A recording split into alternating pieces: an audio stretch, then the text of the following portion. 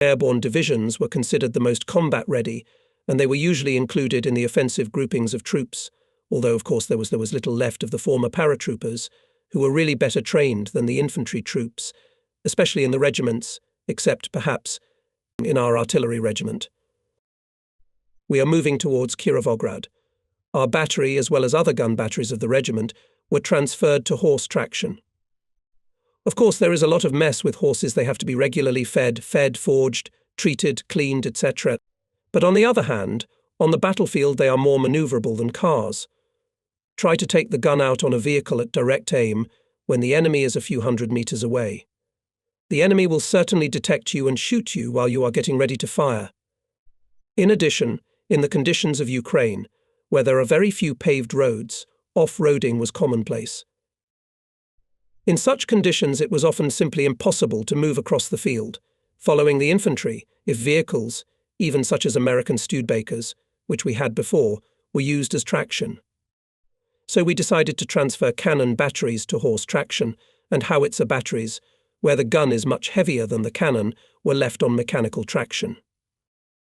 On January 15th, 1944, we arrived in the designated area and took up the combat order.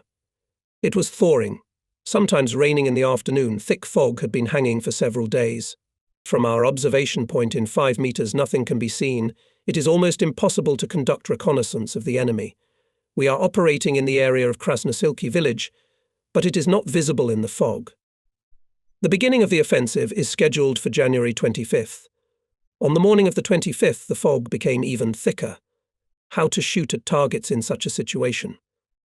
Artillery preparation was carried out blindly, by area, without preliminary shooting, or at least adjusting the firing. Therefore, the artillery preparation was reduced by almost half and lasted no more than 30 minutes. In such an environment, to count on a reliable suppression of enemy defences was naive.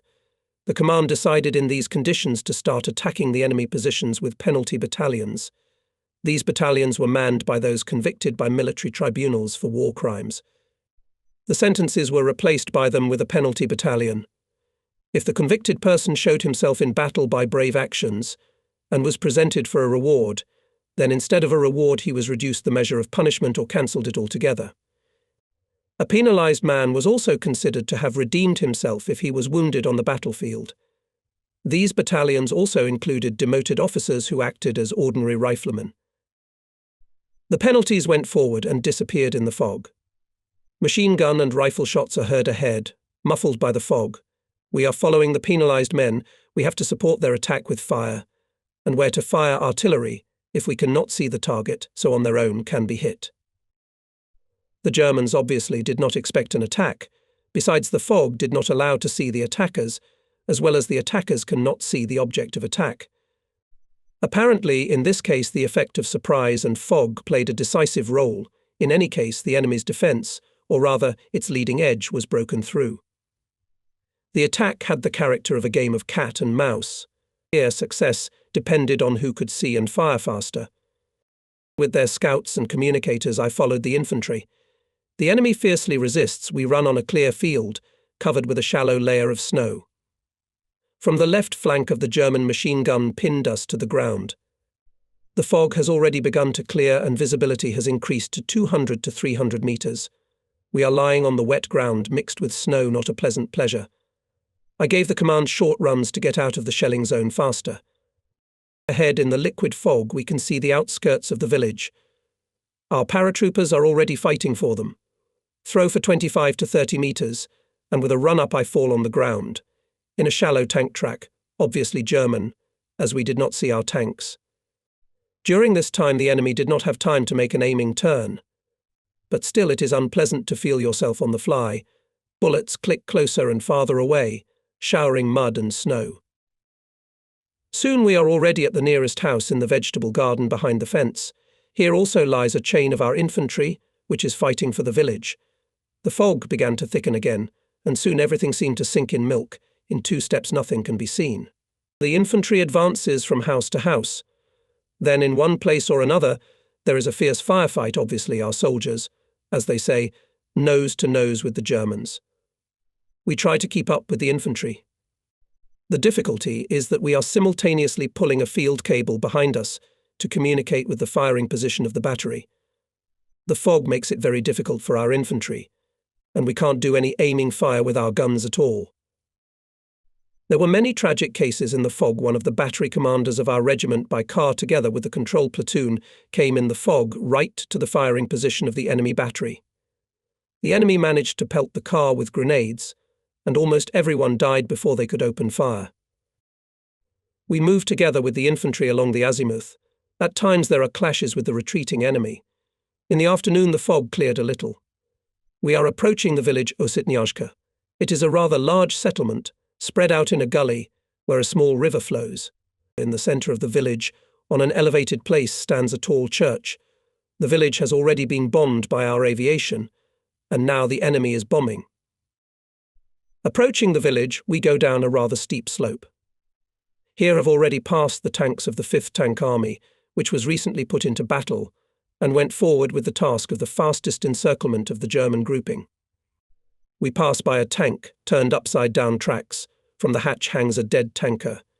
This is an English tank Valentine from the 5th Tank Army. Apparently the mechanic driver did not cope with the control when descending and the tank overturned.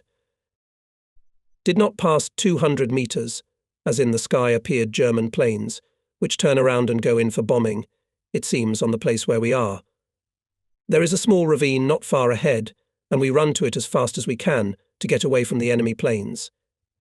There are already quite a lot of our soldiers and officers. The enemy pilots, of course, can see everything well, and they are aiming at this ravine. I managed to fall to the ground when the first bomb burst 20 to 25 meters away. I was lifted upwards by the shock wave and shook a lot. I pressed into the ground, mixed with snow.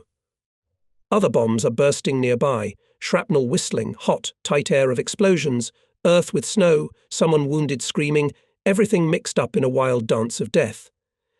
This hell lasts, apparently, for about 10 or 15 minutes, but it seems like an eternity. At last the enemy planes, having dropped bombs, having used up shells and cartridges, fly away. There were groans, wounded, killed, torn to pieces bodies of people, corpses of killed horses, a bloody mess. I and my soldiers were lucky, no one was killed or wounded. My coat on my back is torn to shreds, but my body is not hurt. I was lucky this time. We run away from this terrible place to the village. On one of its outskirts we have to choose a firing position for direct fire of the battery. Our infantry is entrenched here on the outskirts of the village. We received a message that the enemy counterattacked with tanks in the flank of our division and other units advancing in this direction. Soon arrived the guns of the battery, which from the move began to turn around to shoot at the enemy tanks. They are not yet visible in the liquid fog, but the powerful rumble of tank engines can be heard, and the ground trembles. There was no time to dig in. I would have time to strengthen the gun coulters. From the roof of the nearest house, where I and the scouts took an observation post, you can see a fairly large field on which the enemy tanks are moving. Up to them about a kilometre, and our artillerymen do not see them yet, interferes with the ridge, which is about 300 meters away. There is no time to change the position. We have to fire from guns literally at point-blank range. There are a lot of tanks. In the fog and haze is difficult to count. They are attacking exactly in the direction of our battery. And we have only 2 guns. Somewhere on the left opened fire neighbouring battery, so we are not alone. It's more fun when in such a situation there is someone nearby and can help in the fight against the enemy. Enemy tanks started firing. Howling shells fly over our heads and land on the other side of the ravine, behind the village. I turn there and see an artillery division of 152 mm howitzers on tractors deploying there. The enemy has noticed this and is firing in that direction. These guns are used for firing from closed positions, especially since this division is armed with old systems from 1902/10, heavy and clumsy. But the shell weighs more than 30 kilograms, and if it hits a tank, it can tear off its turret. The tanks entered the firing zone of our battery. The guns opened fire. For the enemy it was a surprise our guns are squat. Besides, they took a position on the edge of the vegetable garden, behind the wattle, and the enemy did not find them before the opening of fire. A fierce duel ensued. The front tanks stopped, whether hit or in order to more accurately make shots at the battery. We have both armor-piercing and sub-caliber shells penetrating enemy armor. Lieutenant Poguliev, the commander of the firing platoon, a former aviator who was wounded and joined our artillery, is running near the guns. Obviously, he shows gun commanders or gunners what tank to shoot at. The rumble of the battle is so loud that it is impossible to understand any command by voice. The tanks are about 250 meters away, and more tanks are coming up from behind, maneuvering around the battered ones. Between the tanks there is a passenger car. Obviously the superiors are driving behind the tanks, but when maneuvering it sometimes remains uncovered. As much as I shouted about it to Poguliev. Finally he noticed my gesticulation and soon saw this car. A few shots, and the car went up in smoke, turning upside down on its wheels. The 152 mm Howitzer Division, taking advantage of the fact that the enemy tanks were distracted by the fire of our battery, managed to turn around and soon opened fire on the enemy tanks. Powerful explosions shook the ground in the enemy battle order. Poguliev, a great lover of trophies, with some of the soldiers from one bump in the field to another, and where and crawling makes his way to the hit car. Soon one of our guns was smashed by a direct hit of an enemy shell, and then another one had one wheel and part of the shield torn off by an explosion. There are killed and wounded. Our sanitary instructor Masha, we're running over, we're crawling from gun to gun, gives the wounded first aid, drags them to the nearest house. Still, several enemy tanks are standing motionless against the firing position. There is smoke coming from some of them. It means that shells of our battery got them. To all appearances, the enemy tank attack has smothered. Enemy tanks, survived in this duel, began to pull back and soon disappeared in the smoke of battle. Again we continue the offensive. Our regiments went forward, holding the direction of the village of Tishkovo. On our right, the 5th Guards Cossack Cavalry Corps of General Selivanov entered the battle. In the evening, when it got dark, we approached the village, several houses burning, illuminating the area round. Our infantry lay down on the outskirts. Here we also shortened the cold night. In the morning we move forward again. Heavy fog makes it difficult to advance. You can run into the enemy, and here only hand-to-hand combat will help, however. The Germans do not withstand hand-to-hand combat. Battalion, with which we are advancing, came to a small lake. We stopped. The battalion commander is trying to contact the regiment commander to clarify the task. The soldiers are busy with their work. Some are snacking. Some are changing their shoes, filling the discs of their automatic rifles with ammunition. Soon on the left heard the sound of tank engines, whose tanks in the fog cannot see, faintly distinguishable silhouettes of them moving in the same direction as us, about 150 to 200 meters from us. The battalion commander believes that the tanks are ours, and gives the command finish breakfast and prepare to attack. Ahead lie the villages of Zlatopol and Novomirgorod. The battalion commander jokes, now we will strike, take the villages and we will be Zlatopol, Novomirgorod. We go forward, following the tanks which disappeared ahead in the fog. Soon we meet fleeing soldiers of the battalion who were moving ahead as a combat patrol. They report to the battalion commander that there are German tanks. Obviously we took them for our own. Soon machine gun bursts and tank cannon shots are heard. The battalion commander decides to move back to the village and on its outskirts to take up defences. From anti-tank means in the battalion has only a few pieces of anti-tank grenades, but this is for the most extreme case. We can't help either, both cannons are broken, and there are no new ones yet. There are no more than 100 men left in the battalion. It's practically a company, and the battalion commander doesn't want to take any risks. We withdrew to the outskirts of the village. The infantry is entrenching. I went into the nearest house. There are no owners. Obviously they are hiding somewhere in the cellar, but the house is warm, the stove is heated. Our overcoats were soaked, our shoes too. We were freezing, and the opportunity to dry ourselves was very useful. I gave a task to keep in touch with the battalion commander, who was stationed in one of the houses nearby. I took off my boots with windings, which were soaked through. The thing is that shoes and uniforms were in short supply, and even we, platoon members, were given boots and windings, as well as soldiers. The stove was warm. I put my soaked shirts and wraps to dry, climbed on the stove and soon fell into a deep sleep. I didn't even notice how it happened. Fatigue and sleepless nights made themselves known. I woke up with a jolt, but there was no one in the hut. I looked out of the window into the yard of the neighbouring house and saw German machine gunners sneaking, ducking down. I grabbed my shoelaces, windbreakers, put on barefoot boots and quickly into the yard. Good thing it was on the opposite side of the neighbouring yard. Ducking down, I ran into the vegetable garden. There, at the end of it, bushes and a small river. In the village I heard machine gun bursts from German automatic rifles and some shots from our rifles. What happened, of course, I do not know, because our infantry is entrenched on the outskirts of the village, to which from the house where I was, not less than 300 metres. I ran along the river through the bushes towards the opposite edge of the village. There the terrain rises steeply uphill. A deep ravine is visible. Wagons can be seen somewhere in the yards, horses phlegmatically chewing hay. The wagons are regimental, but there are no soldiers. They must have run away. Strange situations happened quite often at the front. If the offensive was successful, the rear units strove to move forward at all costs, often preventing the front line units to fulfill their task. They clogged the roads with wagons, especially in populated areas. But if the situation became difficult, as it was now, the rear units were the first to rush back, often provoking panic, or the outskirts of the village. Further 200 metres stretches an open field, beyond which begins a ravine. I put on my boots and windbreakers properly. I looked around. I could see neither my own nor Germans. Somewhere in the village tank engines are humming. Sometimes shots from machine guns and rifles are heard. Rather thick haze hides the village. It's getting evening. Judging by the time, I slept on the stove for 4 hours.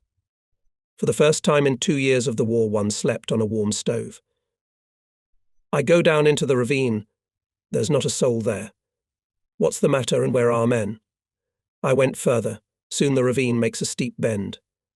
I just turned as suddenly I saw a lot of our soldiers and officers. 300 people from different parts gathered here. In the middle I see a colonel with a Mauser in his hand. All the others are lying in a chain along the edges of the ravine, which here ends and passes into a deep hollow. The colonel looks at me and makes a sign for me to approach him. As I approached, he asked me where I was coming from and what the situation was in the village. I reported to him what I had seen and heard. He said that I was lucky 2 hours ago German tanks had suddenly attacked the village. He asked me if I had any weapons, and I said that I had not been issued any. Swearing, he ordered me to lie down in a common chain and try to get weapons. Lying in the chain, I learned from a neighbour that at the top of the ravine, about 200 metres away, German tanks. Obviously, the Germans guess that there are people in the ravine, but they have no infantry, and the tankers do not risk coming here. Soon it gets dark. Colonel and a few more senior officers split everyone into groups of 10 people, point the direction to the village of Pisarevka, which is about 3 kilometres away. Groups one by one, observing camouflage and caution, go in the direction of the village between German tanks. Soon it was our group's turn. Quietly, ducking to the ground, we move forward. To the right and left in the thick evening haze we can see silhouettes of German tanks, up to them not more than 200 metres. Our group goes farther and farther away. Suddenly a flare flashes behind us, and machine gun bursts from the tanks. Obviously the enemy has spotted some group. The head of our group gives a command, and we run across the ploughed field towards the village. Soon its outskirts appeared. Our infantry was already entrenched here. Somewhere there must be batteries of our division. From this outskirts we went forward. Everything ended safely this time too. I soon found the headquarters of our division, and then my battery. We had no guns. Everyone gathered in 2 or 3 houses, resting. I briefly told my Odyssey to the commander and went to rest after such a mess. Korsun-Shevchenkovsky battle entered the main phase. The grouping of enemy troops was surrounded. Now the task was to defeat it, not to allow the Germans to break out of the cauldron. Our 53rd Army acts on the left flank of this battle, forming an external front and holding back the enemy, rushing to the encircled troops in order to unblock them. The enemy has pulled up to this area large forces, including 3 armoured divisions, totalling more than 300 tanks, as well as several infantry divisions. On January 27th, this grouping launched an offensive. The episode I have described and occurred on this day at the cutting edge of the enemy attack. Meanwhile, our 4th Guards Airborne Artillery Regiment with 5 guns and 4 howitzers defended the anti-tank area southwest of the village of Pisarevka. During the day, the regiment repulsed 2 tank attacks of the enemy, hit 2 Tigers, 2 medium tanks, and 2 armoured personnel carriers. In this battle, the commander of the division, Guards Major Dolgov, died a brave death. All the next day in the area of Pisarevka village there was a fierce battle with enemy tanks, which came close to the village but could not break through our defences. At night the tanks that survived in this battle moved back and apparently were transferred to another direction in the hope to break through our defences there. On January 28th, the ring of encirclement closed around the enemy grouping. In the area of Zvenigorodka town, tankers of the 20th Tank Corps of the 5th Tank Army of the 2nd Ukrainian Front and tankers of the Tank Brigade of the 1st Ukrainian Front met. After the war, one had an opportunity to serve for 8 years in the 20th Tank Division, the former 20th Tank Corps, which at that time was stationed in Poland. This division, as the heir to the combat glory of the 20th Tank Corps, was named Zvenigorodskaya, like our 1st Guards Airborne Division. There is fierce fighting along the entire front. Our 53rd Army is on the offensive, trying to push the outer front away from the encircled enemy troops. The enemy is resisting stubbornly, often goes into fierce tank counterattacks, trying by all means to break through to the encircled troops and open the ring of encirclement. In general, for the period from January 23rd to February 3rd, 1944, our division inflicted the following losses to the enemy: killed and wounded more than 1,000 Hitlerites, hit and burned 22 tanks, including 12 Tigers. Our losses: 1,100 paratroopers were killed and wounded. Most of the cannon artillery of the division and regiments was put out of action. Having repelled fierce tank attacks of the enemy, our division, together with other army formations, continues the offensive in the direction of the town of Spola, with the task to push the front line as far as possible away from the enemy group of troops encircled near the town of Korsun-Shevchenkovsky. Our battery received 2 76 mm's 3 guns, the same as before, took up a firing position near our front line and prepared to repel enemy tank attacks. There were not many infantry. A thin chain of them was located not far from our position. The weather was bad: strong cold wind, wet snow and rain, mud mixed with snow, pudding weights stuck on our feet. There was nowhere to warm up, there was bare steppe all around. The nearest village was at least 3 kilometers away. The trenches were cold, dirty, damp, and constantly covered with snow. My scouts and communicators dug a small dugout, but there is nothing to cover it with. The nearest forest is at least 1.5 kilometers away. To pass even 100 meters is worth a lot of work because of the mud. We covered it with what we had: to some branches, corn stalks, straw. There is no stove. We dug a niche and a chimney in the side wall, burning straw and corn stalks. There is a dugout full of smoke, but unfortunately not much heat. We have to bear it, there is no better. At night we sleep in a huddle, closely pressed against each other. One day the chief of the financial part of the regiment came to our position. He gave out salaries and at the same time collected membership party dues. I gave my party card to the chief to make a record of the payment. At that moment they shouted outside tanks. I was acting as a commander of a firing platoon. I gave the command battery to battle. The crews rushed to the guns. Another tank attack of the enemy. This time they attacked a neighbouring regiment, and from our position was far away, but the division commander by telephone ordered our battery to open fire on them. The tanks were about 3 kilometers away, and they were moving in such a way that they were turned to our right side, but the distance was great, and it was useless to fire armour-piercing shells. I give the command to fire fragmentation grenades with the fuse set to fugitive action. We were allowed to use 10 shells. We opened fire. The shells burst between the tanks. A direct hit in the tank at such a distance a matter of chance. The tanks slowed down. Soon the Germans discovered our position. Several shells fell in the area of our position. One of them hit our dugout, where before sat Nakvin. When the shooting started, he quickly ran back from where he had come. I had forgotten that his party card was left with him when I paid my dues. In the morning I remembered about the party card, found the Nakshfin in the rear of the regiment, but he defiantly declared that he did not have my party card and did not know where it was. I came to the position, with the help of soldiers, dug out the dugout covered with snow and mud, but I did not find the party card, and soon a command followed, and we changed the position. It was an unpleasant incident at that time, although I am still sure that the party card remained with the chief. In those days there were many such over-vigilant people. Sitting in the rear, one had to distinguish oneself somehow. In any case, the party card was missing, which I reported to the division deputy commander. We still hold the external front. The enemy in one place or another is trying to break through our defences to save their encircled troops. Our battery is on direct fire near the leading edge of our defences.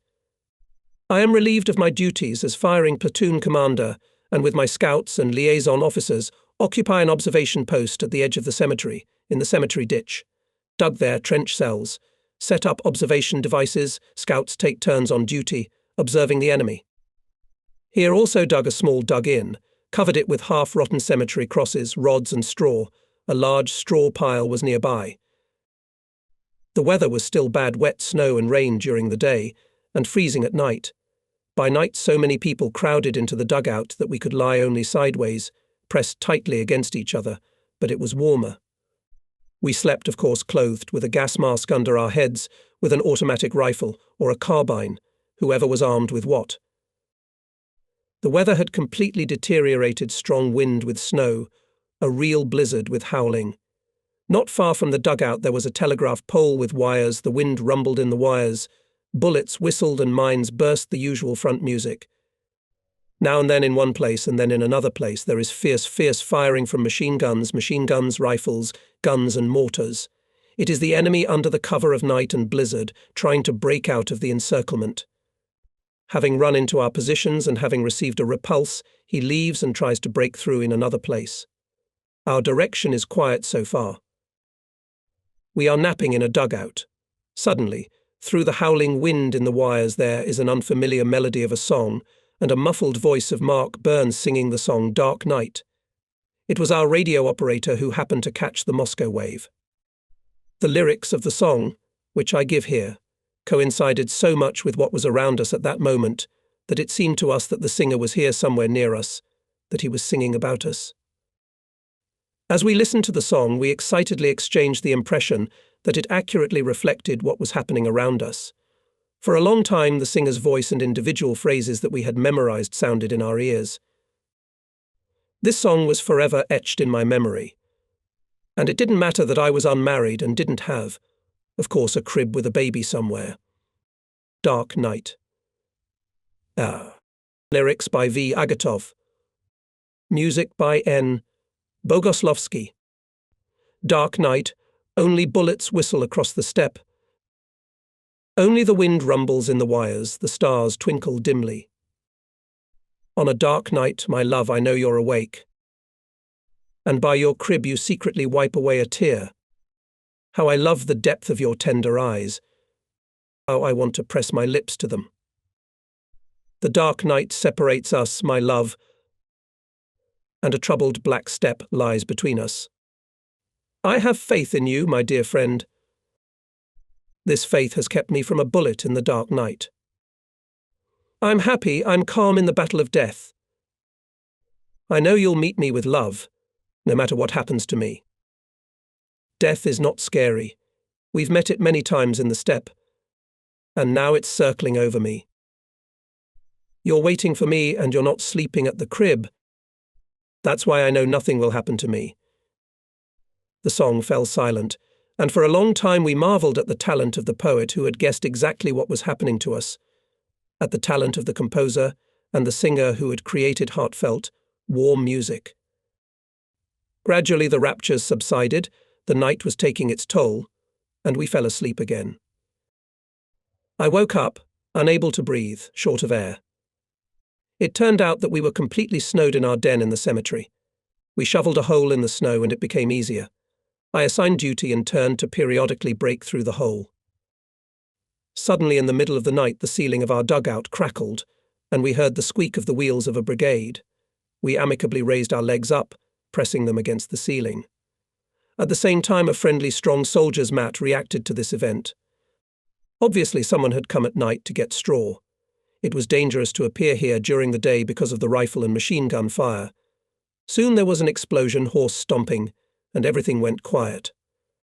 Only in the morning, when I got out, I saw a part of a broken wagon and a snow-filled crater from the explosion. Later we learned that at night the foreman of our division, an elderly man, had come for straw. When he heard some voices from under the ground in the cemetery at night, he was frightened, probably thought that it was from the other side of the world, drove the horses, and when turning the rear wheel hit the mine. The wagon was smashed, he was stunned, the horses ran back in fright with the rest of the wagon, and the foreman was so caught on the reins that the horses dragged him back to where he had left earlier. Then I was told that the foreman was sent to a medical unit. He could not tell me what had happened. He was so frightened by what had happened. The blizzard lasted for several days. Everything was white all around, a continuous white snow veil. Visibility was no more than 10 to 15 meters. The infantry, 2 or 3 men in cells buried in straw. Everything was covered with snow, and it was impossible to see where the front edge of our defense was. On the night of February 17th, 1944, Hitlerites, having lost hope for help to the encircled troops, having abandoned all the equipment, under the cover of darkness and blizzard, a huge column moved to the breakthrough towards the front, to the rear of our troops holding the outer front. The German soldiers were allowed to drink the rest of the vodka, to eat the inviolable stock of food, and the drunken column moved along the gully from the villages of Shenderovka and Kalek to the front, hoping to break out of the encirclement ring. In the middle of the night, Hitlerites suddenly came to the firing positions of the artillery division. Courageous artillerymen fought to the end with the drunken avalanche of the enemy, shooting the attacking chains with direct fire. Soon the Katyusha division came to the rescue. From close-range, artillerymen and guards mortarmen shot the furious enemy infantry at point-blank range. The battle was fleeting and fierce. Drunken Hitlerites were rushing forward, not counting losses. Ahead of the enemy column were several tanks. Behind them moved an avalanche of infantry and all those who were surrounded. The forces were unequal. On a small section of the front, the enemy created a multiple superiority, expecting to break through our defense and get out of the encirclement. The resistance of the Soviet troops in this section of the defense was broken, and the enemy rushed to the outer ring of encirclement. The situation was critical. To hold such a forced liquid chain of our defense was almost impossible. All roads were covered with deep snowdrifts, and it was practically impossible to maneuver the reserve to the breakthrough area. The situation was saved by our tankers. Raised at night on alarm, they managed to move to the area of the breakthrough of the enemy column and crashed into it, shooting Hitlerites from tank machine guns, crushing the enemy with tracks. Till the very morning, the cruel fight continued. The enemy column was crushed. Hundreds of corpses, mixed with snow, covered the ground. Thousands of soldiers and officers were taken prisoner, and only small scattered groups managed to hide in the shroud of snow and get out of the encirclement. Among the dead was found and the commander of the German group, General Stemmermann, who rejected the earlier ultimatum given to him by our command to surrender the entire group. It was the second Stalingrad, only on the Dnieper, and with sadder consequences for the German soldiers. There in Stalingrad, most of the German soldiers and officers, together with the commander, Field Marshal Paulus, surrendered. Here in Ukraine they refused to surrender, and most of them were destroyed. A huge amount of equipment was left on the battlefields. Only according to official data in the period from February 5th to February 18th here were destroyed 430 airplanes, 155 tanks, 376 cannons and mortars, 269 self-propelled guns, more than 900 machine guns. In addition, after the defeat of the enemy grouping on the battlefields was collected a large amount of serviceable equipment: aircraft 41, tanks 116, guns of different caliber 618, self-propelled guns 61, vehicles about 1,000 and a lot of other equipment. 18,200 Hitlerites were taken prisoner, and in total there were about 80,000 people in the encirclement. It turns out that about 62,000 people were destroyed in these battles. How many of our soldiers and officers were killed is unknown. I have not met such a figure anywhere. After the defeat of the encircled group of the enemy, our division occupied the defence in the area of the town of Spola. One day I was called from the front line to the regimental headquarters, where I received the task to get at the disposal of the chief of the rear of the division and perform tasks on his instructions. After arrival to the chief of rear of the division, I was appointed chief of the transportation column for ammunition delivery. The thing is that by that time the roads were so muddy that it was very difficult to move even on foot. I remember once I was crossing a street in the town of Spola. I pulled my foot out, but my boot remained in the mud. I had to pull out the boot, put it on, and then repeat this procedure with the second one. To somehow solve the issue of supplying the units with ammunition, the population of many villages came out. They lined up in a chain from village to village, and from morning till late evening passed shells, mines, grenades from hand to hand, often in the rain or even in a snowstorm, sometimes under shelling and bombing. But the main supply was carried out by a transport column, which I led. It included several hundred horses and a large number of wagons. Some of the horses were used as pack transport. The column was located on the outskirts of the town of Spola in the collective farm stables, preserved from the pre-war time. All the riders were also housed here with the horses. A horse requires constant attention. It must be fed, cleaned, mended, harnessed, wagon, and even treated. It is necessary to get fodder somewhere. They gave out some oats, but it was not enough. In general, there were enough worries. I had assistants, including veterinary doctor Lieutenant Shemendiuk. We were accommodated in the nearest hut from the stables. For the first time in 2 years of war, we had a chance to sleep in a warm hut, and even on a bed, without outer clothes and shoes. This idyll did not last long. The Battle of Korsun-Shevchenkovsky was over, and although there was a heavy thaw, our front was in motion. On our part of the front, the offensive began on the night of March 8th to 9th. It was necessary to prevent the enemy from gaining a foothold, burrow into the ground. And although we had little strength and ammunition, we had to not miss the moment, while the enemy was demoralized by the recent defeat. It is very difficult to attack at night, especially in such a slush, but we had to use the element of surprise as much as possible under the circumstances. In addition, the Germans did not like to fight at night, and therefore often accused us that we are not fighting according to the rules. Those who were at the front know that the Germans were pedantic in matters of everyday life. If it was night, then we should rest. If it was time to eat, then there was a break for lunch or breakfast. They called us Asians, because we often caught them in this pedantry: you have to rest or eat, and we attack. Such was the case this time. Our 1st Guards Airborne Division, together with other units of the 53rd Army, went on the offensive. By night attack the enemy defence was broken through, and in the morning we entered the villages of Skotodevo and Tolmak. Thus began the offensive operation, which was called Uman Batoshanskaya, by the name of the towns that were included in the band of our troops. I remember well a short battle for the village Skotarevo. 2 men sneaked to our meeting from the village. They showed us where the Germans were in the village. Some of their firing points helped us to orient ourselves more accurately. The battalion, with which our battery was operating, moved on the left flank of the regiment, on the left elevated outskirts of the village, and we could clearly see the battle. The village was soon completely cleared of the enemy. There was no time for us to delay. We had to prevent the enemy from breaking away and occupying the defence. After the war in 1980, the Veterans Council of our division organised a meeting in those places. We were in the village of Skotarev, as well as in the villages of Kapitanovka, Tishkovka, Pisarevka and others. The population met us very warmly. Together we went to the mass graves of our comrades in arms, where exciting morning rallies were held. In the defence of the enemy formed large gaps not occupied by enemy troops. We used this opportunity, developing a non-stop offensive. The weather was good, warm and sunny.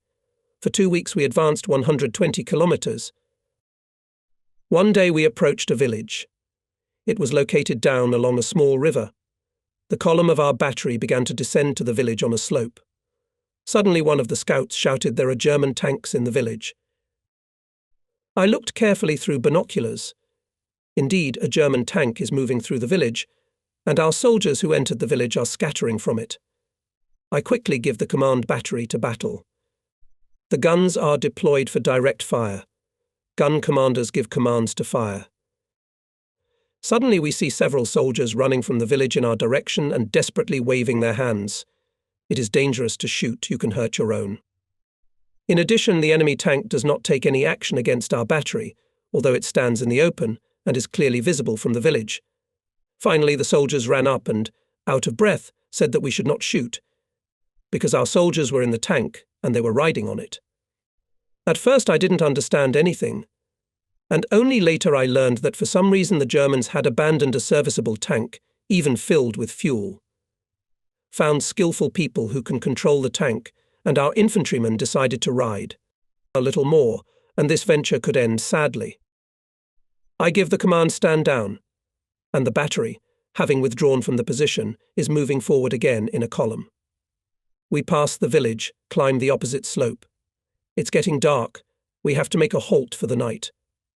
There is a stack of straw nearby, and a deep ravine densely overgrown with thorny thorns. We settle down for the night. The soldiers are hungry, there is no kitchen, it is one for the division, and when it will be it is difficult to say.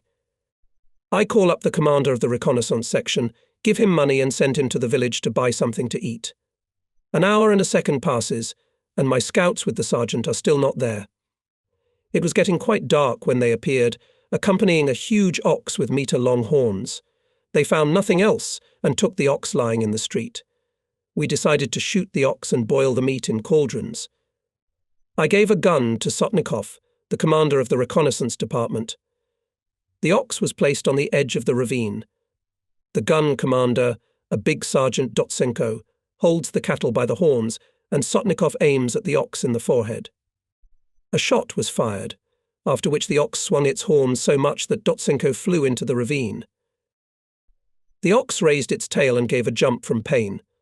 Sotnikov managed to grab his tail and ran after him. He shot the animal in the ass with a pistol in response. A stream of blood and feces in the face and on Sotnikov's clothes. Another shot and again the same result. The ox continues to run as fast as it can in a fever. All this took place in pitch darkness, and it was impossible to see where Sotnikov and the ox were and what was going on there. At last they found the dead animal in the darkness, and not far from it Sotnikov, who was swearing and cursing. If an outsider had seen him at that moment, he would surely have been frightened to death, drenched in blood, smeared with liquid ox feces, covered in straw and mud, the result of a fight with a phlegmatic-looking ox. They laughed, of course, heartily. The soldiers began to skin the ox, to divide it into parts, to put it into pots and buckets, and soon fires were lit and meat smelled. In 2 hours the ox was left with its skin, metre-long horns and hoofs. With difficulty Sotnikov was washed. Then until the end of the war soldiers often joked about it, coaxing Sotnikov to another cattle. To get to Dotsenko, had to cut through a ravine in the thorny thorns, and then the sergeant was sent to the sanitary unit. He had no living place on him, all skinned with thorns. As it turned out later, Sotnikov had aimed at the ox in the forehead, but hit him in the lower lip. He, of course, reacted accordingly. Not meeting serious enemy resistance, our troops continued the offensive, with great difficulty overcoming the spring-off road. Mud was sticking with poods on shoes on the wheels of guns and wagons. Horses were exhausted, pulling the cannons out of the mud, and there was no end to it. People, helping the horses, also literally fell from fatigue. But it was necessary to advance, otherwise we would have to break through the enemy's defences later. Having consulted among themselves, they decided to get oxen and harness them to the gun carriages. Soon 4 pairs of oxen were harnessed, 2 pairs in each harness. The oxen made slow but steady progress. However, this depended in no small measure on the weather. If there was a cold headwind with snow, the oxen refused to go forward, and no force could make them move. And since we were moving westward, and the wind was often contrary, we had to either wait for the wind to subside or harness the horses. We learned to literally twist the tails of oxen.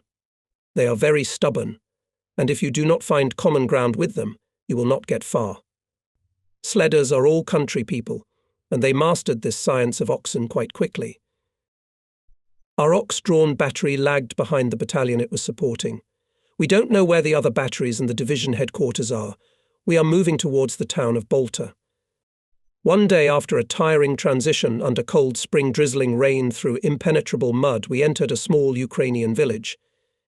Hungry, wet, dead tired, we went to the nearest hut to warm up and rest.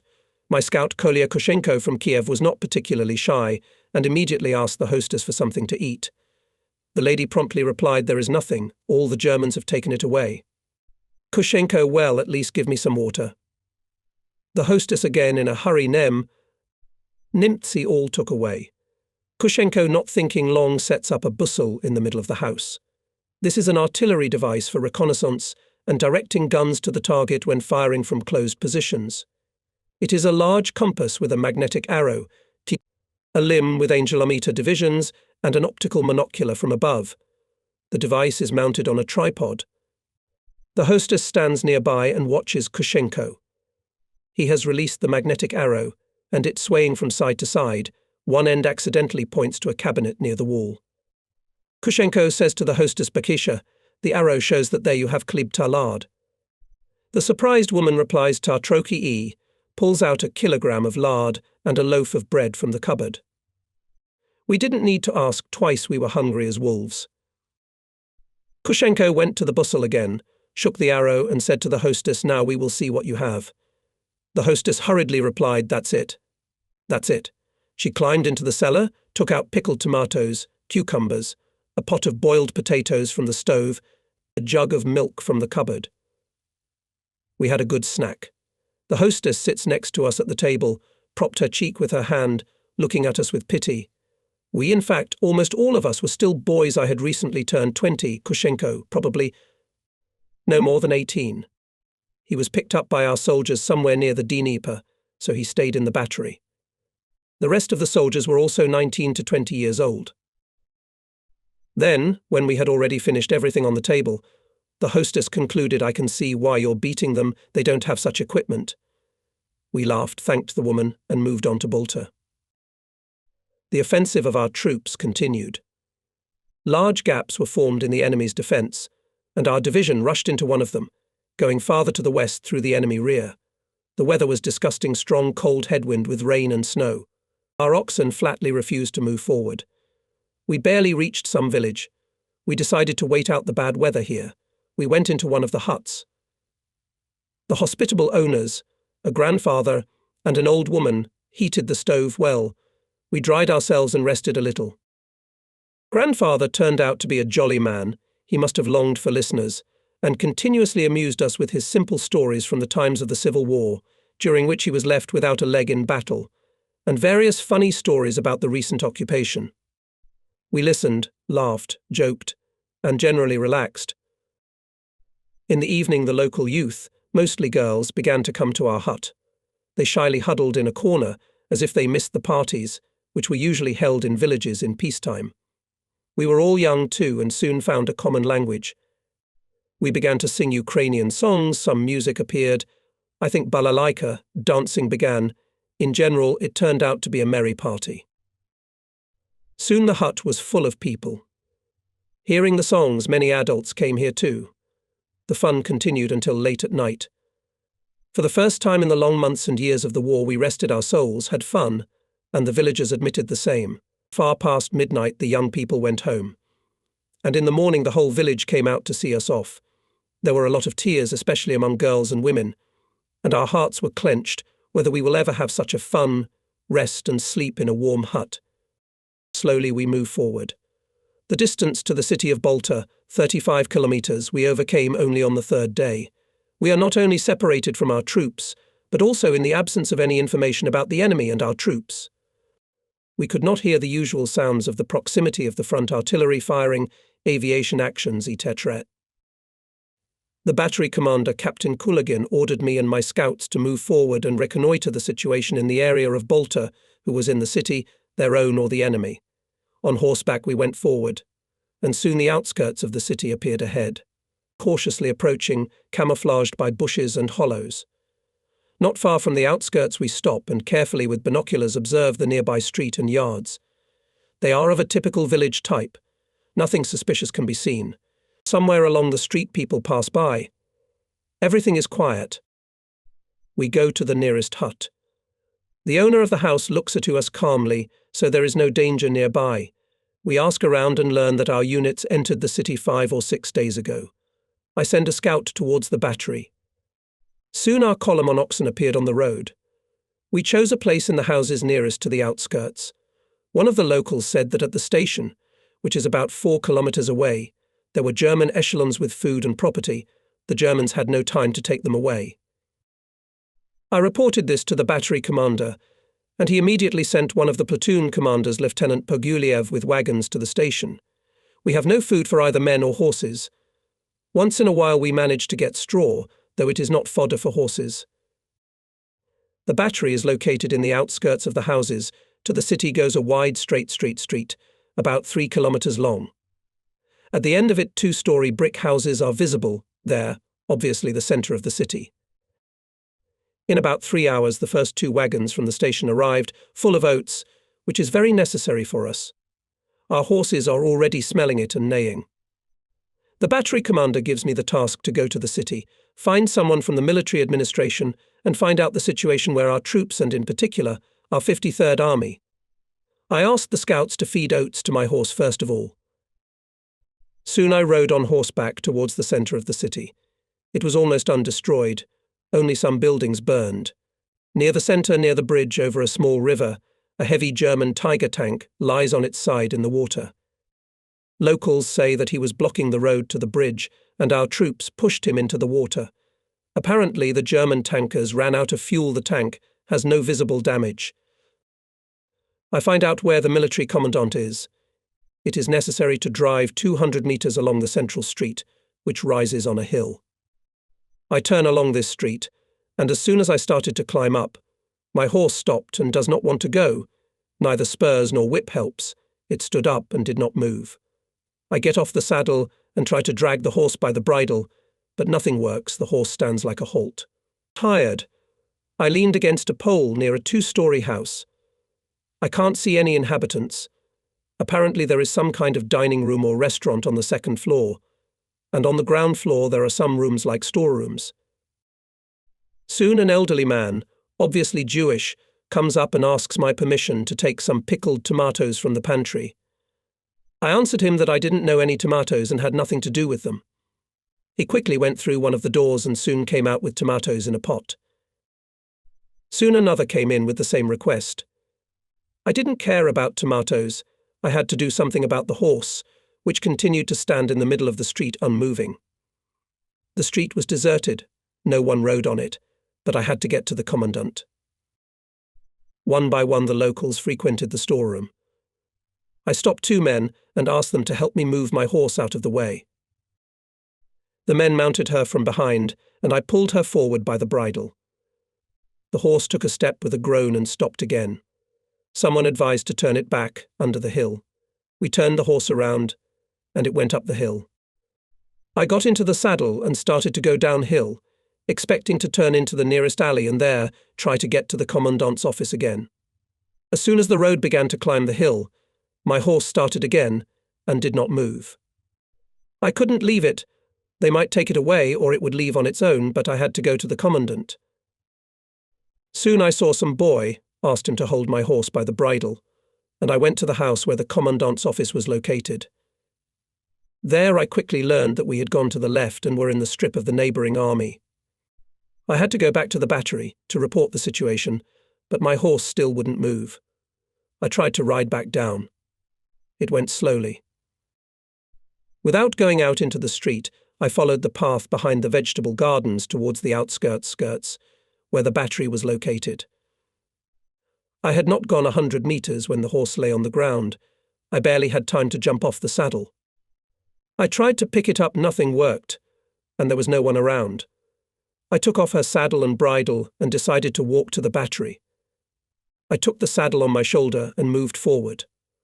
I walked about 300 meters, looked back. I see some man approaching the horse.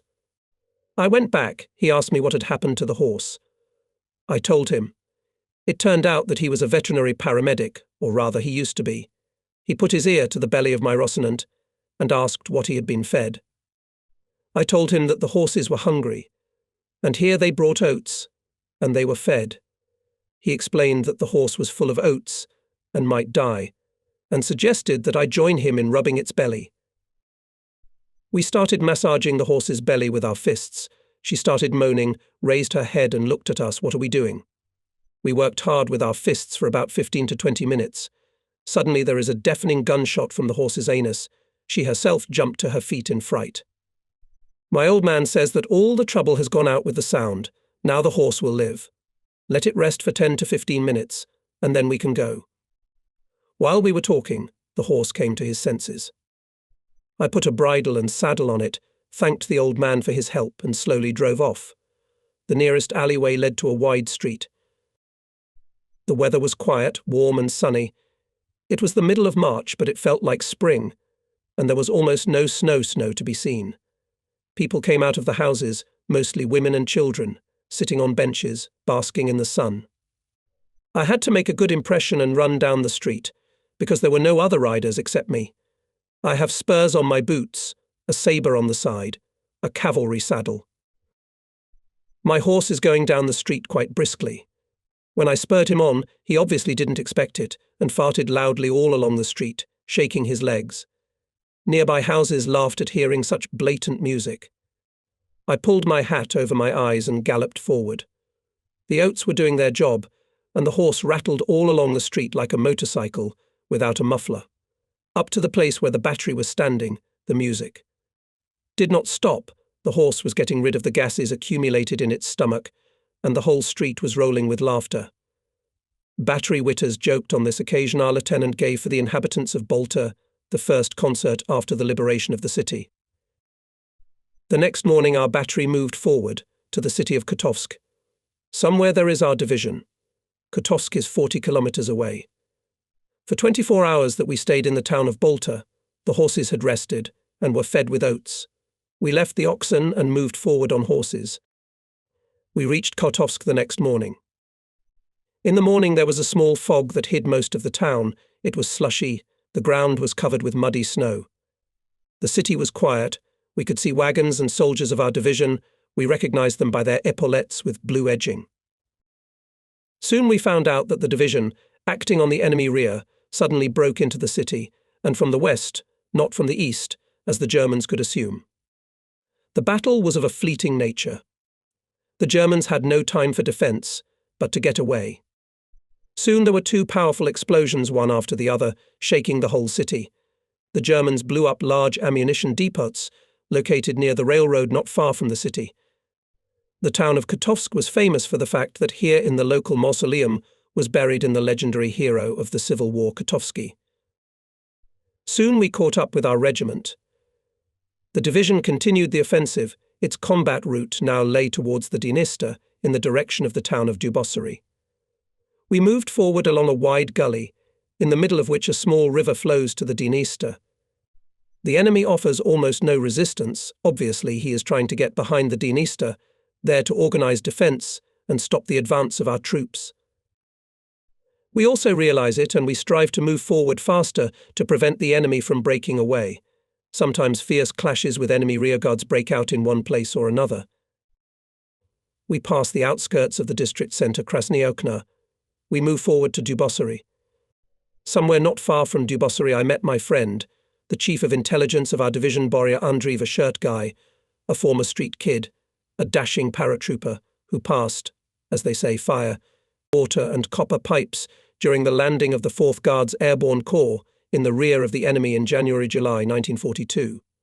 He always wore a paratrooper jacket in winter and a kubanka with a red top, which he wore dashingly on the back of his head, with a chub sticking out from the side. Fedya never got discouraged. He was a master of salty soldier jokes and quips. But he knew his business. And now he had already managed to visit Dubasari, although, judging by the sounds, there was a battle going on there. Fedya had a bucket of red wine in his hands, which he had already managed to buy at the local winery. When he saw me, he began to serve me wine, straight from the bucket. No sooner had I taken a sip than a stream of wine poured over my coat. From top to bottom a red streak was formed. The coat had once been white, but over the winter it had turned dirty yellow, and now I had a red stripe down the front, while the back was riddled with splinters and had been stitched up. I wore this coat until we switched to summer uniforms, but those who saw this stripe on me immediately determined that I had participated in the battle for Dubasari, because not only I had such a stripe, but many who visited this small town. After the war in the 70s, I had the opportunity to visit the meeting of veterans of our division in Dubasari. We were very warmly welcomed there, and of course we were treated with excellent Dubasari wine. In the first days of April 1944, our division came to the Dniester near the village of Iagalik Dubasari district. On the night of April 4th to 5th, the group of brave men crossed to the opposite bank and captured a small bridgehead near the village of Oxen. It should be borne in mind that at that time the Dniester was in flood, the water was raging, and in many places it was out of its banks. And it was risky to cross the river, even in the daytime. And here we were crossing at night, and also on the opposite bank, where there was the enemy, who of course was not going to welcome us with bread and salt. In general, the forcing was difficult and dangerous. Suddenness helped. The Germans did not expect that our troops so brazenly forcing the river at this time, when the flood was in full swing. In addition, the enemy tried to destroy or steal everything that was this area suitable for crossing the river, but our paratroopers, with the help of the local population, managed to get a few small light boats, safely hidden from the Germans. In the morning, the enemy discovered our soldiers on the west bank of the river and began furious attacks, trying to destroy our paratroopers. Fierce battles boiled over. Our units, coming to the Dniester, immediately entered the battle. Attempts to force the Dniester in the daytime were unsuccessful. Fierce fire from all kinds of weapons, bombing and assault attacks of the enemy aviation did not give such an opportunity.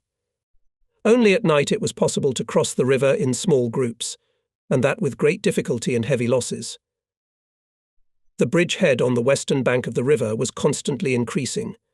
We, artillerymen, supported our paratroopers as much as we could, surrounded the captured piece of land with the fire of guns, not allowing the enemy to throw our units into the river. But it was extremely necessary to have observation points on the opposite bank to correct the fire of artillery and to target enemy fire points and manpower, as well as to ensure by fire the forcing of the river by the main forces of the division. I was ordered to take with me a couple of telephonists, a scout and cross to the western bank of the Dniester. At the same time, it was necessary to pull the cable telephone line, having lowered it under water. It was not an easy task. We started to prepare for the crossing. The scouts found a big deck, from which they used to drink cattle, a thick long tree, hollowed out in the middle. But it was very unstable in the water. Moreover, its carrying capacity did not meet our needs. We had to reinforce it. The soldiers found a couple of barrels somewhere, some other wooden constructions, and we had a small raft. We climbed on it, and early in the morning set sail. We rowed with what we could: a piece of board, a shovel, a stake. At the same time, we were pulling the wire of the telephone line. The current was very fast. We were swept up and carried. We were desperately rowing. Among other things, we had to get to a small frontal bridgehead. If we were swept away significantly, we could get to the enemy. The day is overcast, rather strong haze. The opposite shore is almost invisible, and it is to our advantage. The first reel of cable is out. We must quickly connect the second one. The communicator tied up the wires and began to frantically insulate them, otherwise there would be no connection. He bent over, trying to hold the knot in his hands. We're rowing as hard as we can, but the current is very strong, the raft tilted on one side, a jerk of water, and we are rapidly overturned. The icy water covered our heads, but still we all managed to grab the edges of our raft. From the shore we are being watched closely. When they saw that we had overturned, they began to pull the raft to the shore by the wire. When we were preparing for the crossing, we had foreseen the possibility of such a situation, so the wire was led under the bracket, and all the cable reels were attached to the raft. Soon the raft, held by the cable, was nailed to our shore. We climbed out of the water, were picked up under our arms and dragged to the nearest hut. We quickly undressed, Our doctor gave us some alcohol to rub the body and 100 grams of vodka. We drank hot tea and went to the warm stove to warm up. It was the beginning of April, and even a few minutes of a cold font could incapacitate us. But thank God everything ended relatively safely. It could have been worse. We warmed up, dried up, but the task must be solved. Our superiors realized that with such a river as the Dniester, it would not be possible to solve the problem in a rush. Soon pontooners came to the river, and by evening the first raft was launched. Together with other units of the advanced units, we safely crossed the river at nightfall, quickly took up an observation post, and were ready to fire. Our batteries were on the other side of the river. In the morning a fierce battle broke out again. But during the night the main forces of the regiment managed to cross to the bridgehead, and we successfully repelled the enemy's counterattacks. By the end of the day the enemy obviously realized that he could not hold our troops, and he began to withdraw. The first village on the western bank of the Dniester Oxentia is in our hands. For the successful forcing of the Dniester our division was awarded the Order of Suvorov, and all participants of these battles were announced the gratitude of Supreme Commander-in-Chief Stalin and were given written certificates about it. We continue the offensive towards Kishinev. However, we advanced relatively not far, about 15 kilometers from the Dniester. The resistance of the enemy increased, our fighting orders during March were greatly stretched, our rear supply points lagged behind, we were in dire need of ammunition. In short, there was nothing to fight with, and we switched to defense. In our direction, the front edge passed along the edge of the collective farm garden.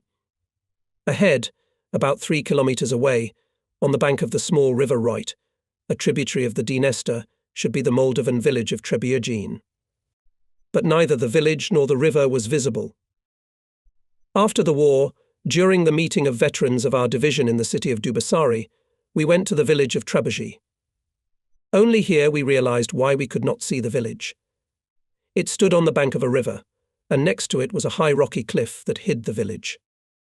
Our battery took up firing positions for direct fire directly in the fighting order of the supported battalion. I chose an observation point to the left of the firing position. Here was a forest, which was a wide strip running perpendicular to the front. On the near edge of the forest I took the observation post. The forest reliably covered the approaches to it, and well camouflaged us from both ground and air observation of the enemy. Other batteries also chose their NPs nearby. The usual work began. We conducted observation in the strip defined to us, finding targets in the enemy's defense, its firing points, lead their mapping, determine the coordinates, put on the tablet. Every day we report to the division headquarters the results of reconnaissance. The terrain in the enemy's defense behind the village of Trebuchin rises up and is well visible from our NP for 3 kilometers. But only what is done in the vicinity of the village, we cannot see, hides the terrain. We can see only the front edge of the enemy, and not everywhere. One morning, watching in the stereo tube, I found a column of Germans on foot, which was coming down the road towards the village of Trebuchin. Apparently, the enemy was approaching replenishment. I quickly reported to the division headquarters, and then oriented the division commander. He quickly found the enemy column. One battery of our Division 122 howitzers stood in a closed position. The terrain was shot in advance. The battery gave a test shot to check the installations.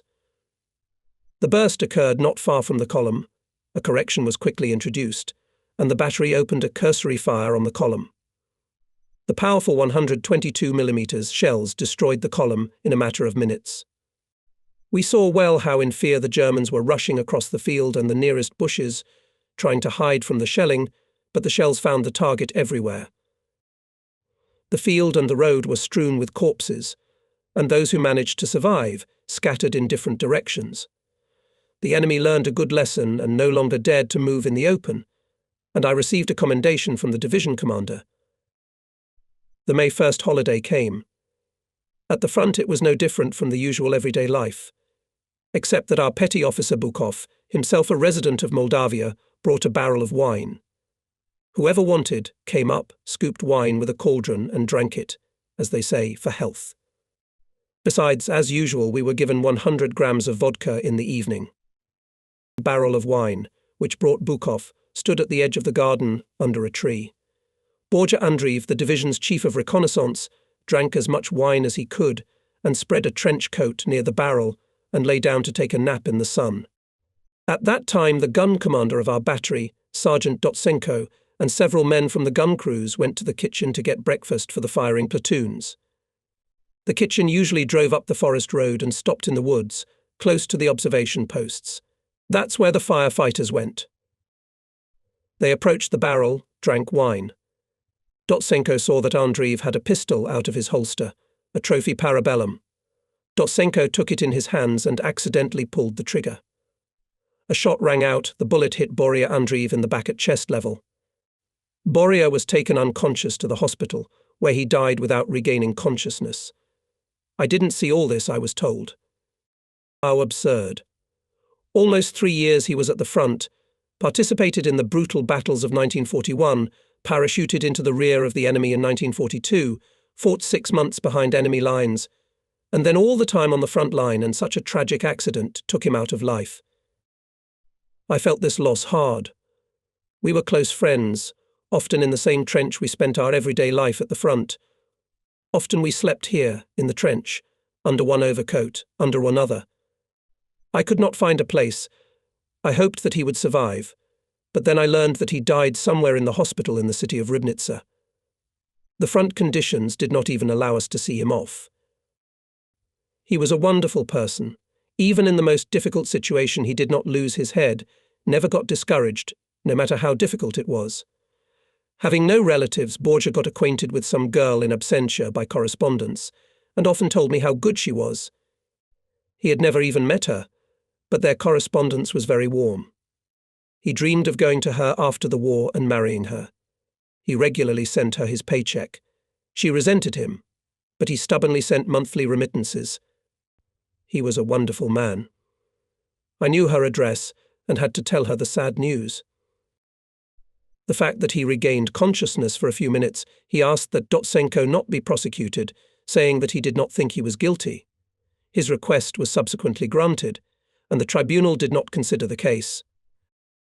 Soon I was appointed Chief of Intelligence of the division in place of Boris Andreev. The work was familiar to me, so I quickly got involved in it.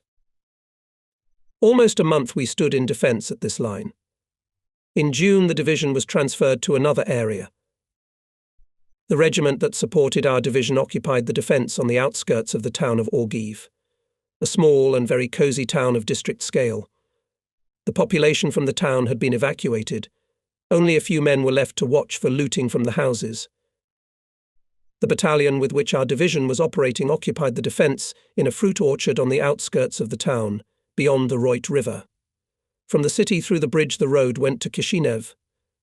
Just after the bridge on the left was a hill on which there was an orchard, obviously a collective farm. On the left was a large swamp, at least 1 kilometre wide and more than 2 kilometres long. Our observation post was in the second trench, which was about 200 metres from the front edge. The trench ran directly through the garden. Through the bumper into it hung branches of vines. Here, on the other side of the trench, there were apricot trees, apple trees and other fruit trees. The trench was dug to full height 1.8 metres. From it we dug a small passage of communication to the cells of the observation post. The communication passage and the cells were blocked. There was also our dugout nearby, where we took turns to rest. We were not badly settled. Besides, it was summer, warm, even stuffy, but we could not go anywhere from the trench. We had neither weekends, nor holidays, nor just free time. The days were divided into work and sleep. All the rest of the time, except for sleep, was taken up by everyday work watching the enemy. Of course, it was tiresome to see the same thing day after day. But war is war. Sometimes there were heavy rains, and then our trench was filled with water to the brim. We, like mice, had to climb out, but the enemy could shoot us at any moment, so we had to lie down across the trench, resting our heads on the berm, and in such a suspended state stay for 2 or 3 hours, until the water went away. Our dugout was lower than the trench and deeper than it, so after every rain it was full of water. We had to sleep in the damp dugout at night, Here, as they say, I learned on my own skin what the expression "rot in the trenches" means. I got sores all over my body, especially my legs. When I went to our doctor, he said that this disease is called trench rot. In general, we were rotting alive, and no medicine helped, and there was simply no medicine. The only treatment was to undress and sunbathe in the trench when the weather was sunny. The sores dried up and were not as itchy as raw ones. But all summer they made themselves known and then left their traces on my legs for the rest of my life. Every day, from early morning until late evening, and scouts on duty and all night, we do the same, in general, tedious work. We conduct surveillance, looking for targets, enemy fire points, spot them, determine the coordinates, report to the regimental headquarters. So reconnaissance is not at all what those who are not skilled in military affairs think of it. Not dashing raids and desperate operations, but patient, sometimes tedious and monotonous work determines the result of reconnaissance. Although, of course, raids and searches have a place in intelligence activities, but they are relatively rare and give limited results. My scouts brought a large mirror from the city, picked it up somewhere in a dilapidated house. The mirror was placed in the trench, where it branches off into 2 observation cells. The trench in this place is blocked, and it seems that it continues further, and who does not know, his forehead hits the mirror. Once the commander of the artillery of our division, Colonel Leonov, arrived at our NP. He always appeared unexpectedly, without warning. And now he entered our trench and quickly went to the observation cells. I had no time to warn him, but he bumped his forehead against the mirror and, surprised, stopped. I tried to apologize, after all. A big boss. But he swore, called us circus performers, and went to the observation cell. The scout, as he should, introduced himself to him, cheerfully answered the commander's questions. I showed him the data on the results of reconnaissance, showed in a stereo tube on the terrain, in the enemy's defense, these targets. In general, the commander was satisfied, thanked for the work and order on the NP, and did not say a word about the mirror. So it stood there until we left this line of defense. The headquarters of our division was located on the bank of the Roit River. There were granite rocks facing the bank, in which there were 2 large caves. Probably they were bunkers for storing wine. They were 3 meters high and 20 meters long. They were where the division headquarters was located. Although not far from the front line, less than 1 kilometer, but a safe haven, especially since the exit was directed towards the opposite side of the front. And it should happen that the chief of communication of the division, Senior Lieutenant Kolya Utkin, was doing something not far from the headquarters. Suddenly a powerful enemy shell burst. When the smoke cleared, Utkin was lying unconscious on the ground. His leg had been torn off by a shell fragment. A single burst, obviously accidental, and such a disaster. I was at the NP and didn't see it, they said later. I didn't even have time to say goodbye to Kolya. We met him only after the war, when there was a meeting of veterans of our division. Since then we kept in constant touch with him. He lived in Leningrad. For the rest of his life he had to walk with a prosthesis. The front was stabilized. The enemy was not very active, neither were we. But it was felt that an offensive was being prepared somewhere. Such a lull usually occurred before the beginning of a major operation. We sharply reduced the limit of ammunition consumption. To carry out an ordinary target shooting, it was necessary to save a week. It was allowed to spend 1 shell per gun in 3 or 4 days. A similar economy was established for the rifle troops. Only for exceptional cases was kept an inviolable reserve of ammunition, which could be spent only with the permission of the High Command. This is a sure sign that an offensive is being prepared. I have already written that our positions were in a large, apparently collective farm garden.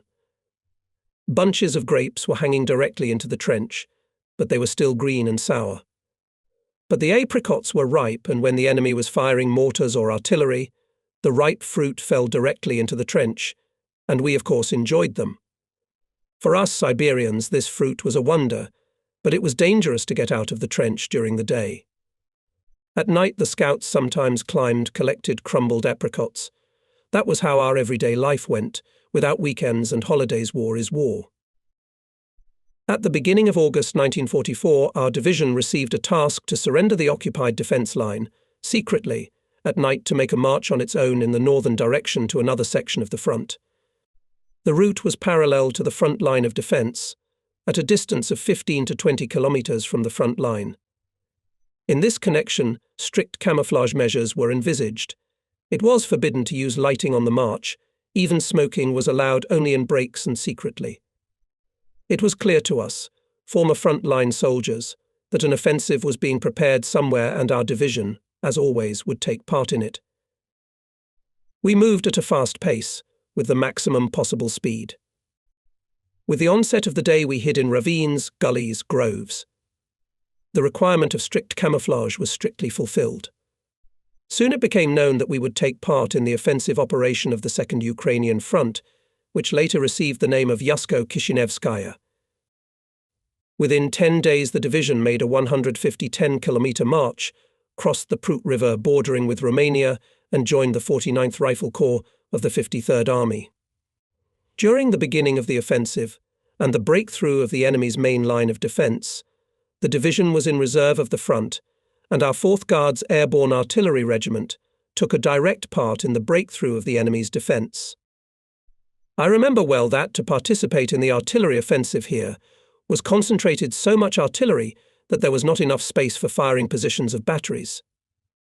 In normal conditions, in closed positions, the guns of a battery are located at a distance of up to 50 metres from each other, in any case not closer than 25 metres, so that one burst of an enemy shell could not destroy 2 guns at once. Here the guns were placed side by side, almost touching their bases.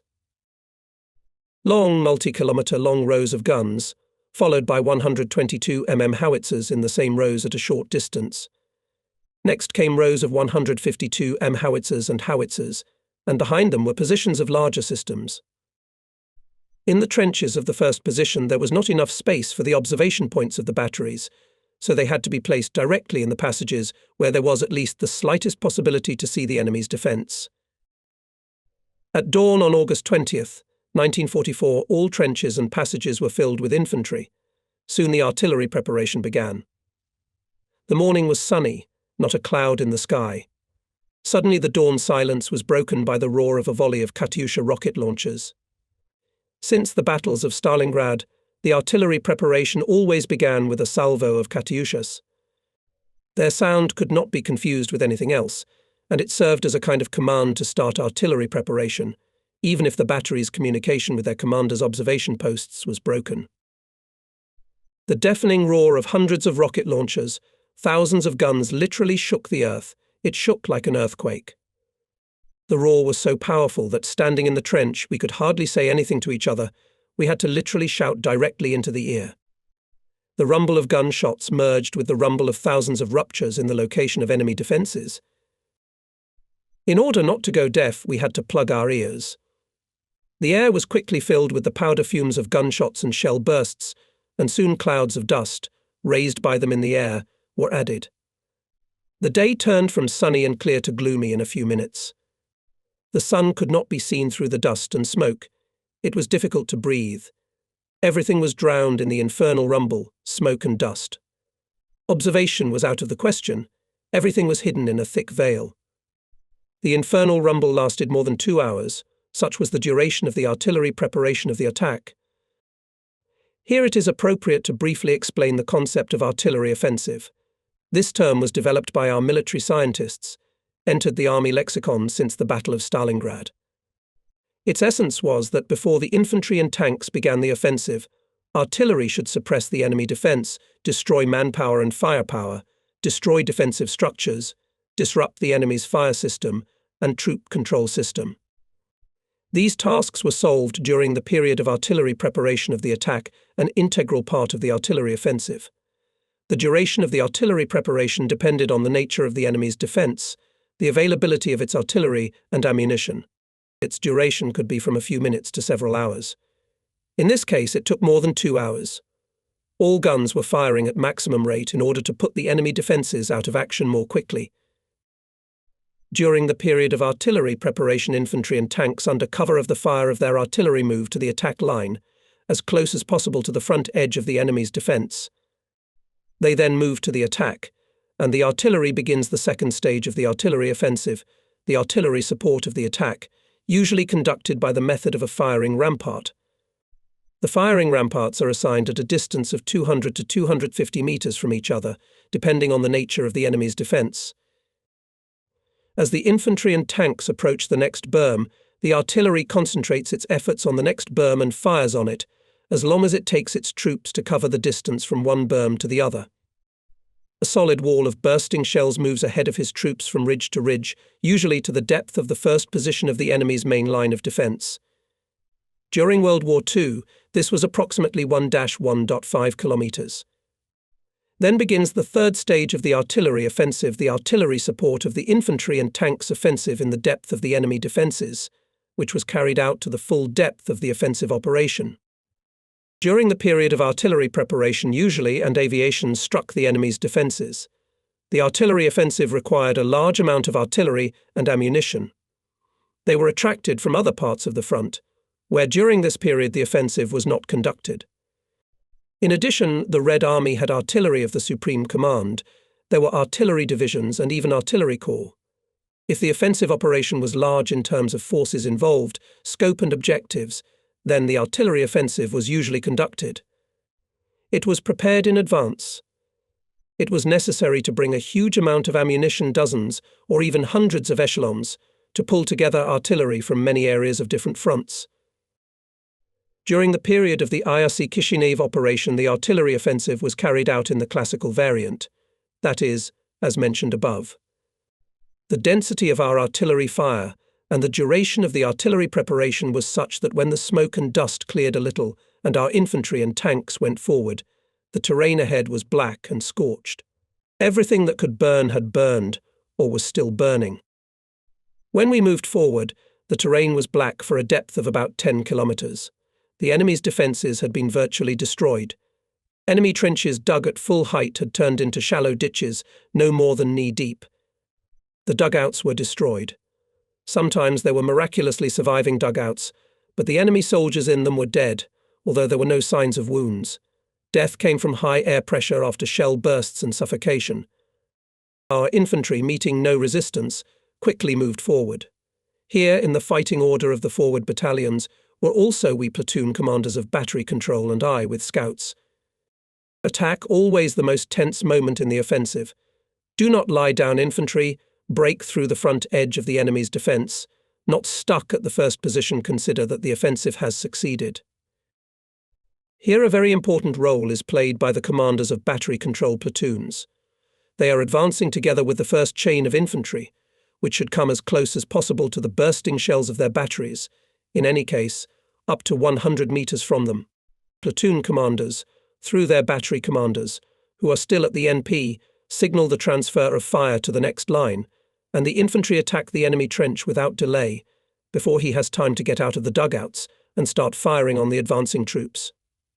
If you transfer the fire earlier, the enemy will have time to occupy the firing points and fight back. If you delay with the transfer of fire, the infantry can lie down in front of the ruptures, and then it will be difficult to raise it. In addition, the pace of the offensive will be disrupted. In general, the organization of the offensive a complex matter. It is important mutual understanding, interaction, the ability of infantry to act competently on the battlefield. Very important is a good training of artillerymen. Here you need literally jewelry work. From the infantry require that it is as close as possible to the bursting shells of their batteries, and did not break away from them during the firing rampart. If the gunner makes a mistake or the battery commander is a few seconds late with the transfer of fire, the infantry can get under the bursts of their shells, and then it will be very difficult to persuade it to stay close to their bursts. And this gives the enemy the opportunity to organize fire on the advancing. The attack may be thwarted or the infantry may suffer heavy losses. In the episode described, the attack succeeded. The infantry amicably rose and confidently attacked the enemy, whose defences were reliably suppressed. Rarely were heard a machine gun or machine gun turn of the Germans. Moving forward quickly, the enemy almost no resistance, demoralized and hastily retreating. In the afternoon, when the main line of defence was broken through, the enemy offered almost no resistance. Soon our division was put into action, and it caught up with us. Organised pursuit of the enemy began. We must not give him a chance to gain a foothold on any line.